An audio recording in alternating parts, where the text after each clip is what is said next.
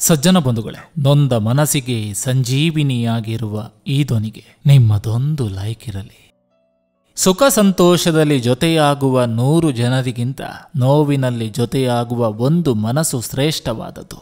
ಜೀವನದಲ್ಲಿ ಸ್ನೇಹವಾಗಲಿ ಸಂಬಂಧವಾಗಲಿ ಚೆನ್ನಾಗಿರಬೇಕಂದ್ರೆ ಸರಿ ತಪ್ಪುಗಳನ್ನು ಹುಡುಕಬಾರದು. ಒಳ್ಳೆಯತನದಿಂದ ಸೋತು ಬಾಳುವುದೇ ನಿಜವಾದ ಜೀವನ.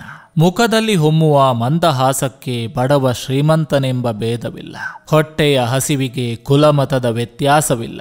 ಗುಡಿಸಲೇ ಇರಲಿ ಬಂಗಲೆ ಇರಲಿ, ಬದುಕು ಎಲ್ಲರಿಗೂ ಒಂದೇ.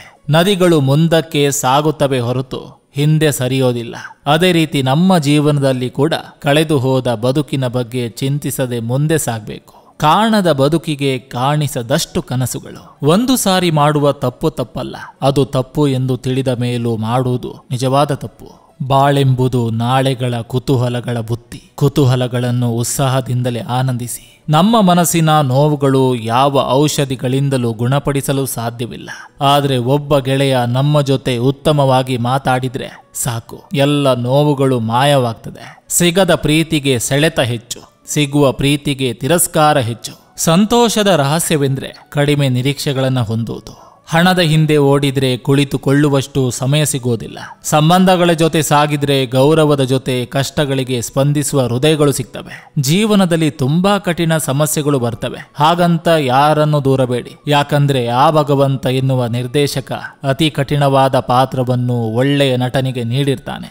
ಜೀವನ ನಮಗೆ ಎಷ್ಟೊಂದು ಕೊಟ್ಟಿದೆ ಎನ್ನುವುದರ ಬಗ್ಗೆ ಆಲೋಚಿಸಿ. ಏನನ್ನು ಕೊಟ್ಟಿಲ್ಲ ಎನ್ನುವುದರ ಬಗ್ಗೆ ಚಿಂತೆ ಮಾಡಬೇಡಿ. ಸಂತೋಷದ ವಿಳಾಸ ಹುಡುಕುವುದು ಬಲು ಕಷ್ಟ. ನೀವು ಅದನ್ನು ನಿಮಗಾಗಿ ಬಯಸಿದ್ರೆ ಸಿಗೋದಿಲ್ಲ. ಬೇರೆಯವರಿಗೆ ದೊರೆಯಲೆಂದು ಹಾರೈಸಿದ್ರೆ ನಿಮ್ಮನ್ನೇ ಅರಸಿಕೊಂಡು ಬರ್ತದೆ. ಹಣ ಮತ್ತು ವಿದ್ಯೆ ಇದ್ದ ಮಾತ್ರಕ್ಕೆ ದೊಡ್ಡವರಾಗೋದಿಲ್ಲ. ಗುಣ ಹಾಗೂ ವ್ಯಕ್ತಿತ್ವ ಇದ್ದಾಗ ಮಾತ್ರ ದೊಡ್ಡ ಮನುಷ್ಯನಾಗಲು ಸಾಧ್ಯ. ಸಜ್ಜನ ಬಂಧುಗಳೇ, ಇದು ಇಂದಿನ ಸಂಚಿಕೆ ಅಂತ ಹೇಳ್ತಾ, ಈ ಸಂಚಿಕೆ ನಿಮ್ಗೆ ಇಷ್ಟವಾಗಿದ್ರೆ ದಯವಿಟ್ಟು ಒಂದು ಲೈಕ್ ಮಾಡಿ, ಜೊತೆಗೊಂದು ಕಮೆಂಟ್ ಮಾಡಿ. ಮತ್ತೆ ಮುಂದಿನ ಸಂಚಿಕೆಯೊಂದಿಗೆ ಅತಿ ಶೀಘ್ರದಲ್ಲಿ ನಿಮ್ಮನ್ನ ಭೇಟಿ ಆಗ್ತೇನೆ. ನಿಮ್ಮೆಲ್ಲರ ಮನಸ್ಸು ಪ್ರಶಾಂತವಾಗಿರಲಿ ಅನ್ನೋದು ಈ ವಾಹಿನಿಯ ಉದ್ದೇಶ.